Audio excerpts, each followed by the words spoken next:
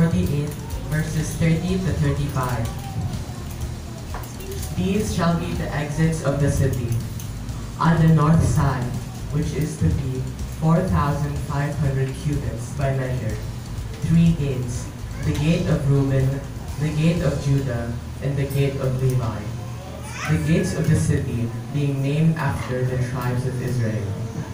On the east side, which is to be 4,500 cubits, 3 gates, the gate of Joseph, the gate of Benjamin, and the gate of Dan.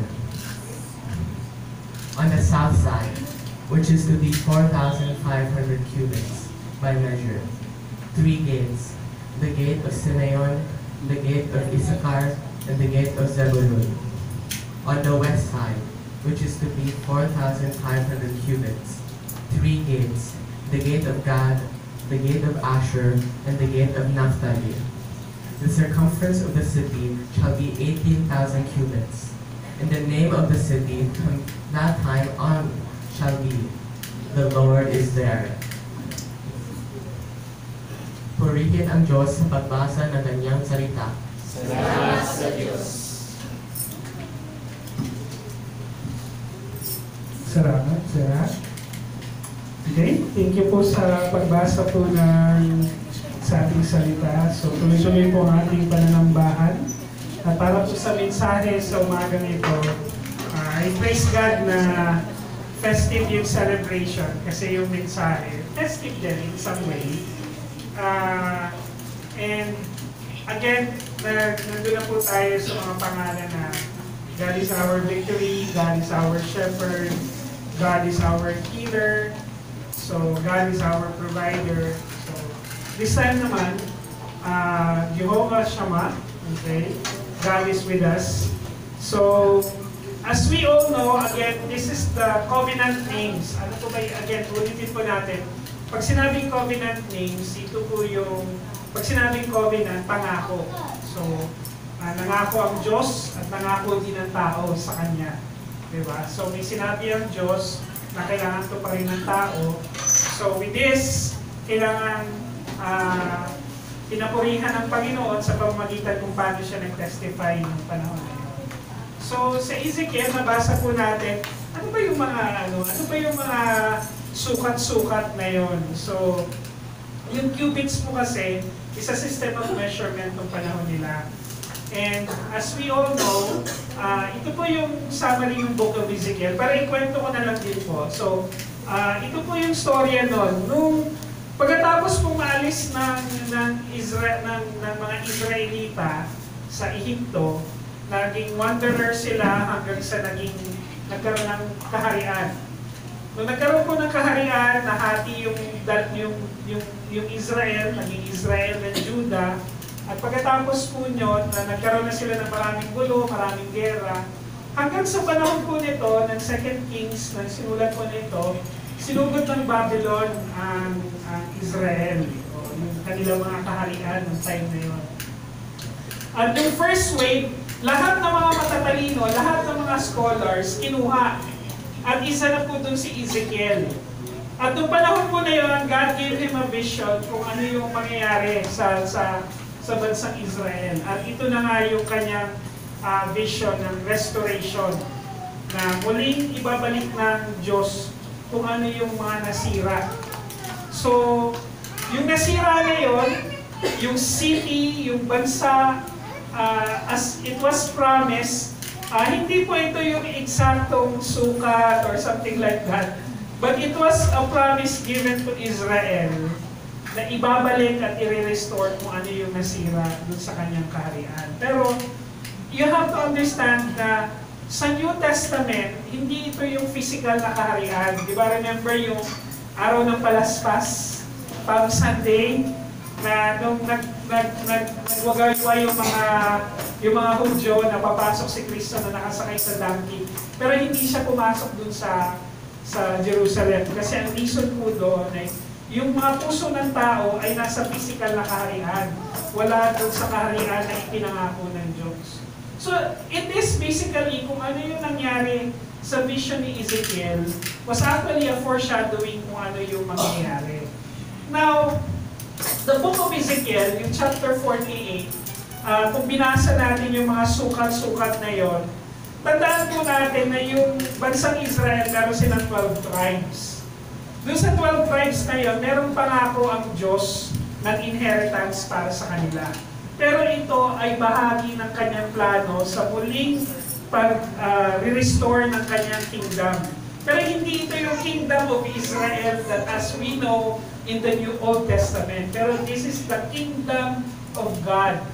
So dito po, yung mga highlights po na yun, it highlights the central place of sanctuary symbolizing God's presence in our heart. So it's not the physical kingdom na katulad ng gusto na mangyari ng bansang Israel. At yun din po yung dahilan ng kaguluhan ngayon sa Middle East. Kung bakit hanggang ngayon yung mga Hudyo, they hold on to that place. Kasi nga, sa pagkaka-interpret ng kanilang pangako sa kanila ng Diyos.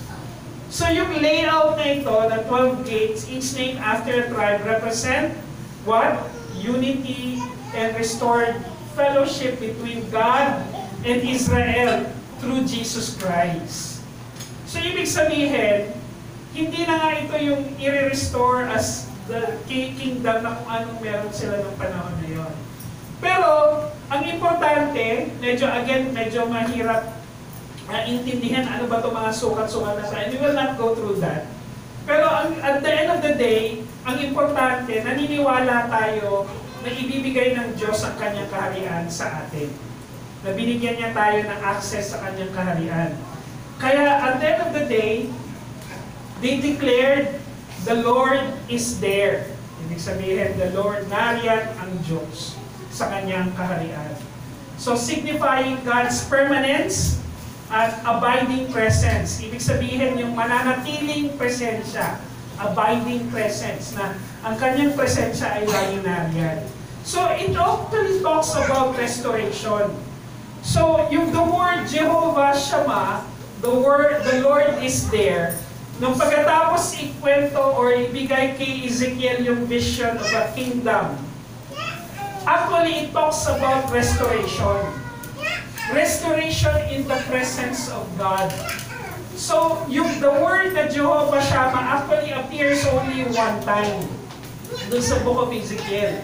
And in the final chapter, God shows the prophet a vision that it will restore the temple, renew the priesthood, and the ordered land in a new city. Pero again, hindi ito yung katulad na ini-expect natin na kaharian na kung ano yung meron sila noon. Hanggang ngayon po kasi, yung mga Hudyo sa Israel, kumakapit dito. Dito sila kumakapit. Kaya gano'n na lang nila ipagpatayan. Ang bansa namin ito, kasi dito babalik yung tagapagligtas. Na-miss out na nila si Jesus Christ. Actually, nag-aantay pa rin sila ng tagapagligtas. At hanggang ngayon, literal nilang pinaniniwalaan na i-restore yung temple, yung priesthood, na magkakaroon sila kung paano yun. And that's the reason why merong ganong gulo sa bansang Israel hanggang ngayon. And this is the reason na tayong mga Kristiyano, kaya nga nung sinabi ng Panginoon, sino ba ang mga tunay na Panginoon ni Jesus? Sino ba ang tunay na mga Hudyo? Diba? So tayo, as a chosen generation, diba, part of His nation, ng Panginoon, na bansang Israel, hindi na ito yung literal na Israel na katulad na pinaniniwalaan natin sa Old Testament. Ito ay Israel as a kingdom of God, na hindi lamang mga ethnic Jews ang kabilang, kundi pati tayo mga Hintil, na katulad na sinabi sa Book of Peter, sinabi nila Pedro, sinabi ng mga apostles, at ipinangako ng Panginoon Jesucristo. So now, when we talk about the Lord is there, or Jehovah Shammah, again, it talks about restoration, o pagpapanumbalik. Kasi alam naman natin na mula pa dun sa Genesis, nasira ang relasyon ng tao sa Panginoon. At all throughout the history, ang struggle lagi ay bumalik ang tao sa Diyos. At gumagawa ang paraan ng Diyos na makabalik ang tao sa Kanya. Hindi siya bumitaw ang Diyos. Pero again, at a certain degree, at a certain level of freedom na binigay niya sa tao, nandun din yung pagkakataon na ang tao nagkakasala, tumatalikod, and rebellious against God. Kasi yun yung nature ng puso natin. So kaya tayo mga kapatid, ano ba ang tinatayuan natin bilang Southern Baptist tungkol sa salvation? Now, when we talk about salvation, may 4 na stages po yun. Ito po ay nakalagay sa Baptist Faith and Messages natin. May tinatawag na regeneration, ibig sabihin ito yung repentance, metanoia, yung nabuksan ang inyong isipan na ikaw ay makasalanan at pinili mong tumalikod sa kasalanan. Now, dahil pinili mong tumalikod sa kasalanan, alam mo sa sarili mo na pinatawad ka na sa kasalanan na yun. Ang tawag doon ay justification. At habang ikaw ay lumalago sa Panginoon at naiintindihan mo na ikaw ay pinatawad na, alam mo din na ikaw ay isinantabi para pagsilbihan siya. You are sanctified. Ibig sabihin, set apart for God's purpose. Para mag-mature morally and spiritually. Diba? So, ibig sabihin, morally, naiintindihan mo na kung ano yung pagitan ng mabuti at masama at saka yung good and bad or right and wrong sa harap ng Panginoon. Without judgment towards other people. Kasi moral and spiritual maturity. Nagmamature tayo, nagsasanctify tayo, pero doon din nababawasan yung pagiging judgmental natin towards other people. Di ba? Actually, the more that you know that you are set apart for a specific purpose, the more na naiintindihan mo na ang mundo ay makasalanan at ikaw ay makasalanan. At katulad ng iba na pinatawad, ikaw din ay kailangan matutong magpatawad sa iba. Yun yung maturity. But at the end, ang culmination ng lahat ng ating salvation ay ang glorification. Ibig sabihin, tayo ay babalik na sa Panginoon. So lahat po ng ito, pinaniniwalaan natin as a restoration, salvation. Yung salvation po kasi sa ating mga Baptist ay pagpapanumbalik ng relasyon na nasira ng tao sa Diyos. Na kaya tayo, we pursue God's holiness, patuloy tayo nakikipaglaban para sa kabanalan. At the same time, gusto din natin na yung ibang tao, ganun din, ma-restore din sila. Kasi naniniwala tayo, God is there. As a church, naniniwala tayo na bahagi ng ating pagkatao bilang Kristiyano ngayon ay bahagi na tayo ng Diyos. Binigyan tayo ng kanyang banal na Espiritu. God is with us. Diba? Emmanuel, God is with us. So naniniwala tayo na lahat ng tao na tumalikod sa kanyang kasalanan, tinanggap ang kapatawaran ng Panginoong Kristo, pinagbayan ng banal na Espiritu, pinuspos ng banal na Espiritu, at hindi kailanman tatalikod sa katotohanan tungkol kay Kristo. Kung ang nawala, kung ano ang hindi maganda, papalitan niya ng maganda. Kaya itanong po natin ito, sa ating kaligtasan, ano ba ang nais ibalik ng Diyos sa ating buhay? Bakit importante na patuloy tayong nakikipaglaban para sa kaligtasan natin? Patuloy tayong nakikipaglaban para sa kabanalan ng Diyos. Ano ba yung pinaglalaban natin ngayon na ibabalik niya? Diba? Ano ba yun? Una-una, of course, is yung kanyang presensya. Mula sa pagkakalayo hanggang sa isang relasyon. Diba? At ito yung dapat naaalala natin araw-araw sa buhay natin, na ibabalik ng Diyos ang kanyang presensya. Nangangahulugan ba na wala ang Diyos? Pag sinabi natin wala ang presensya ng Diyos, nangangahulugan ba na wala siya doon? Hindi po mga kapatid, nandiyan ang Diyos. Omnipresent, omniscient siya, everywhere nandun siya. Pero, sa mga taong ayaw maniwala sa Kanya, of course, hindi niya ipinipilit yung kanyang sarili. Di ba? Kasi para mangyari ang tunay na pag-ibig, kailangan walang pilitan.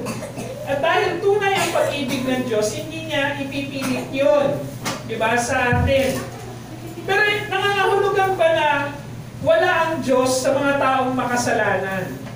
Well, mahirap po bigyan ng dividing line kung nasaan ang Diyos sa panahon na tayo ay makasalanan. Kasi we have to understand na patuloy na gumagawa ang Diyos. He continually reveal Himself para bumalik tayo sa Kanya. So ibig sabihin, hindi naman humihinto ng Diyos, but we have to understand na hindi lahat ng pabor ng Diyos naroroon para sabihin natin na, sasabihin mo, wala pala yung pabor ng Diyos sa mga makasalanan eh. Bakit yung mga politiko may bilyon-bilyon? Diba? I wouldn't believe me, I've been asked this question so many times. Na kung wala pala ang pabor ng mga tao ng Diyos sa mga taong makasalanan, bakit yung mga mayaman lalong yumayaman? Bakit yung mga mahirap lalong naghihirap? Diba? But at the same time, one thing that ang lagi kong sinasabi sa kanila, sa bandang huli, lahat ng ito susukatin, ipagsusubok at ihaharap natin sa Diyos. Diba? So kung yung limpak-limpak na salapi mo, ano ba yun?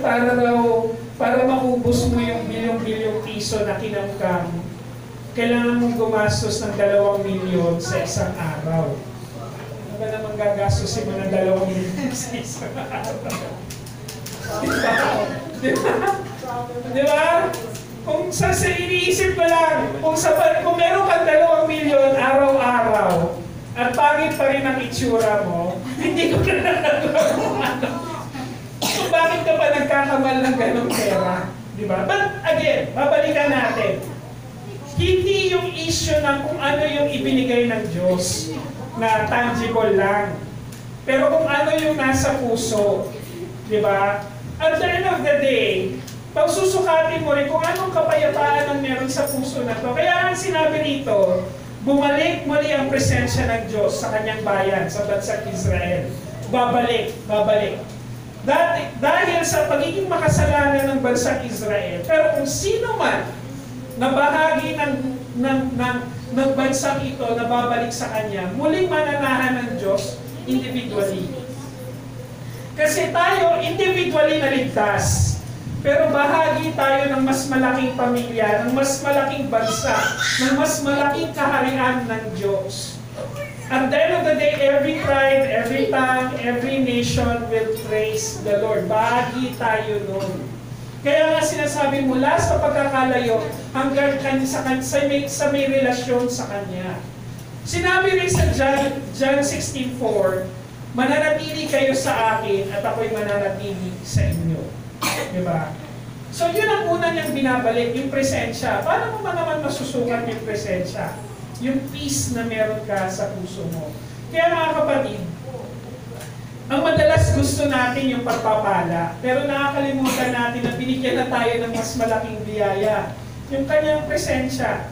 Diba? Kaya, there are times in my life na naniniwala ako na handa akong i-give up ang kahit anumang bagay kasi mas importante sa akin na alam ko na may kapayapaan ako na sumusunod sa Diyos. Di ba? Kaya dito nagsimula yung tunay na pagbabago na naiintindihan mo na importante ang presensya ng Diyos sa buhay mo. Of course, lahat naman ng kasalanan kailangan natin pagbayaran. May mga consequences lahat ng ginagawa natin. So, pinili natin, like for example, again, I've made this an example so many times. Diba na, pag gumawa ka nito, ito ang posibleng mangyari. At kung ano man ang consequences ng posibleng hindi na babalik. Diba? Pero, sa tunay na humingi ng tawad sa Diyos, mas malaki ang pwede niyang ibalik dyan. Hindi man dito sa lupa, pero posibleng doon sa susunod na buhay. Kaya mga kapatid, intindihin natin na kung may kapayapaan ka sa puso mo, nakakatulog ka sa gabi, na alam mo na pag hindi ka na nagising, alam mo na ang susunod mong destinasyon ay mas maganda ng lugar. Diba? So, ako mga kapatid, hindi naman sa sinasabi kong hindi ako takot mamatay. Pero I'm already settled na kung kukuhanin na ako ng Diyos ngayon, di ba? Settled na ako na alam ko na mas maganda yung pupuntahan ko. Eh, paano naman yung maiiwan mo rito? Pero yung reality kasi, pag namatay ka na, hindi mo na maiisip yun. Di ba? At again, hindi naman nangangahulugan nandito ka, mas magiging mabuti ang buhay ng mga tao sa paligid mo. And proven na yan sa Bible, di ba? Yung mga humiling ng long life, sila yung naging dahilan ng pagkakasala ng bansa nila. Yung hari na humingi ng long life. Siya rin yung humingi ng wisdom, si Solomon, siya rin ang naging dahilan ng pagbagsak ng kanilang bansa. Di ba? So, in this, we have to understand this, na ito yung importante, yung presensya ng Diyos.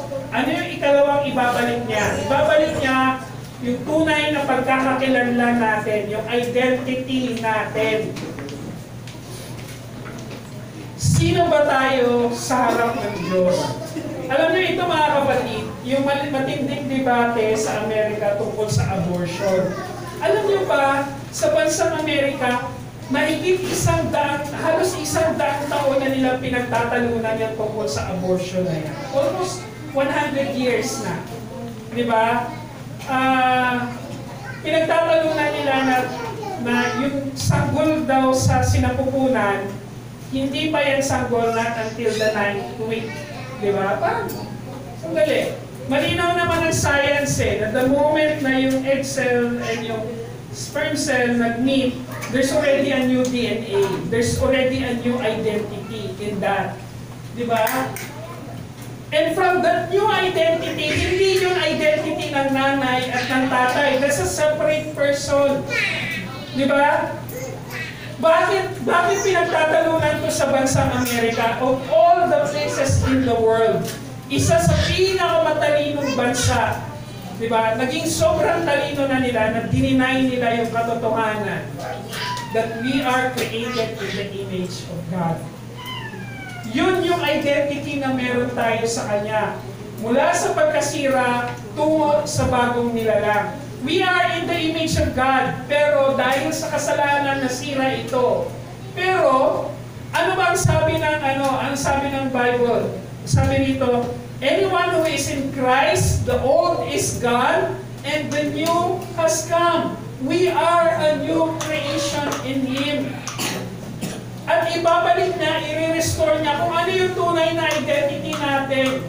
Yung mga anak niya, na nilikha niya sa kanyang imahe. Diba? So we are created in God's image, and that's the more reason na kailangan nating protektahan ang bawat isa. And that's the reason why sa mga bata pa lang, tinuturo natin sa kanila kung sino ang Diyos. Kasi gusto natin maging identity nila na sila ay nilikha ng Diyos. Sa vision ni Ezekiel, yung bawat gate sa lungsod na may pangalan ng mga tribo, ibig sabihin, binabalik niya yung pagkakakilanlan ng kanyang ipinangako. Kasi nga, sa sobrang tigas ng ulo ng Israel, kung ano-anong gera kung ano-ano na nangyari sa bansa nila, lagi nilang nakakalimutan ng Diyos. Lagi talaga. That's one of the effect ng pagiging makasalanan natin. Amin naman natin hindi. Tayo din nakakalimot sa Diyos. Di ba? Nakakalimutan natin siya. May mga pagkakataon na mas iisipin pa natin na solusyonan ang lahat ng bagay sa sarili natin kaysa unang gawin natin yung manalangin.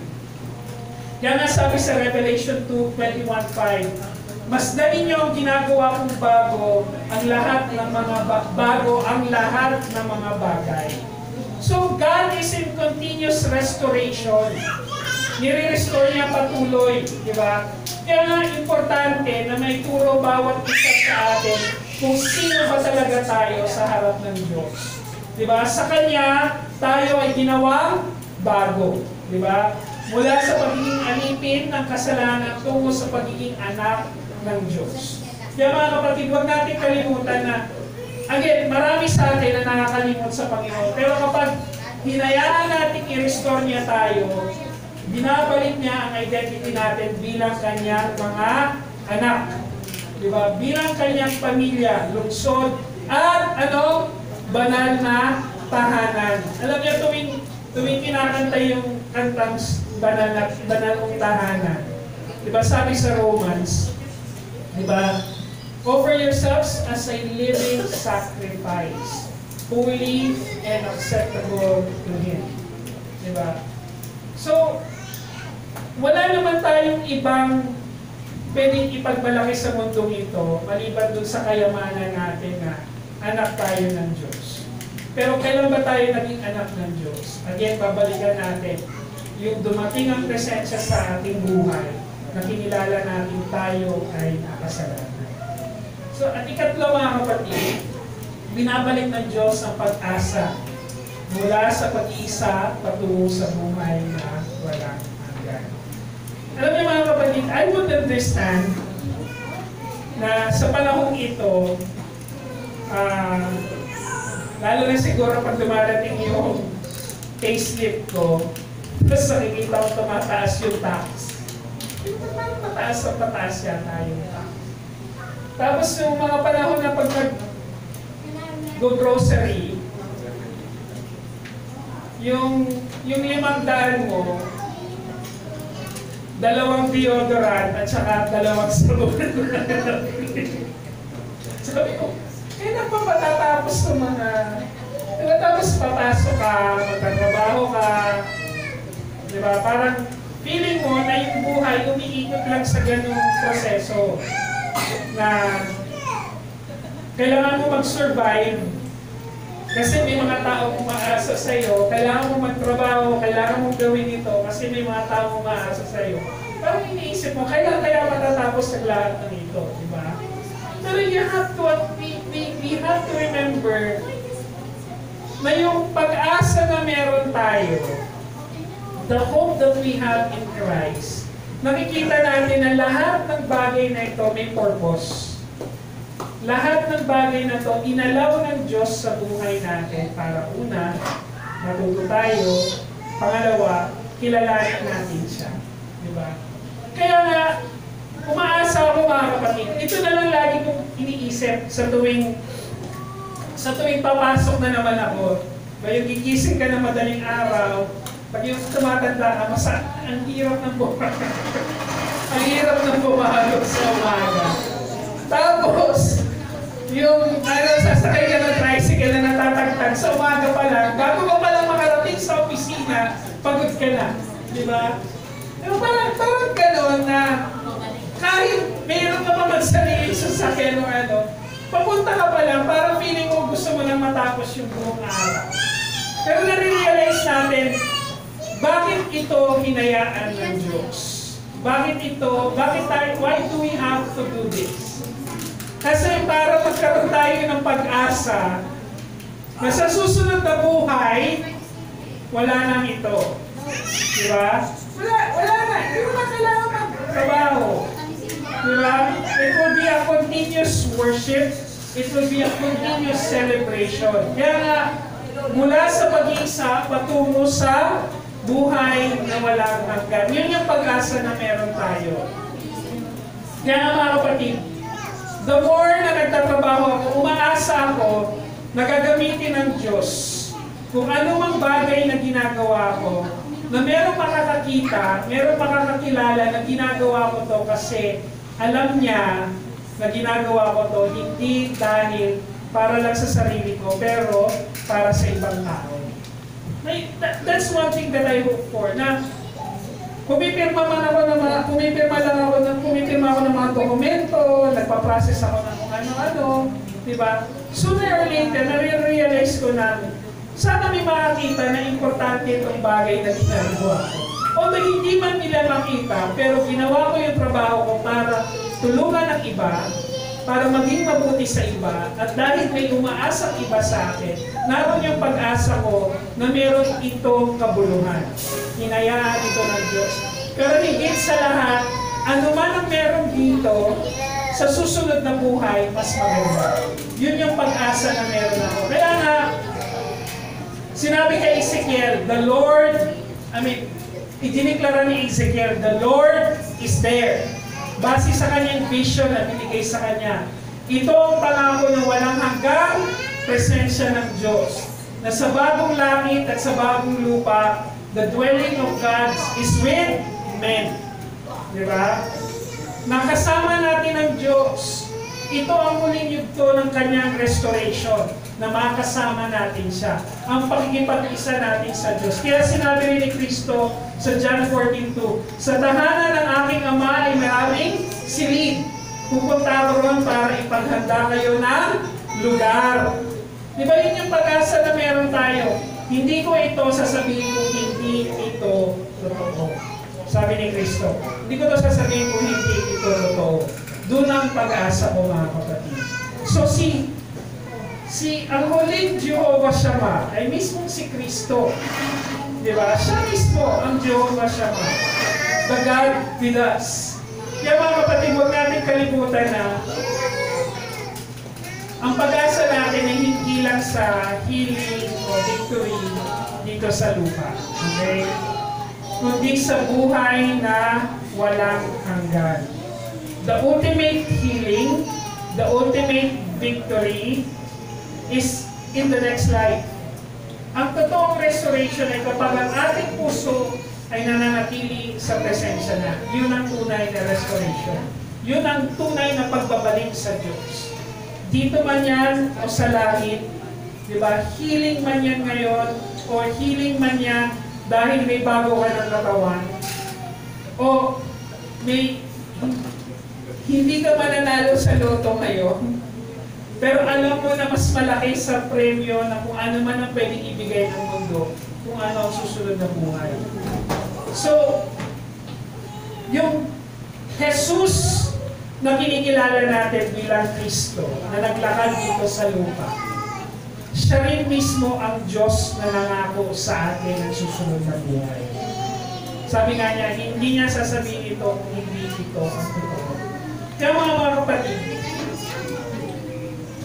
yung Jehovah Shammah, natatandaan mo ba natin ang pangalan ni Jesus sa Lumang Tipan? Emmanuel. Anong ibig sabihin ng Emmanuel? God with us. Diba? It's the same thing with Jehovah Shammah. Ang Diyos ay nagbabalik hindi lang para ayusin yung buhay natin.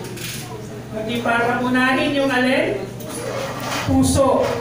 Yung puso natin ang uunahin niya.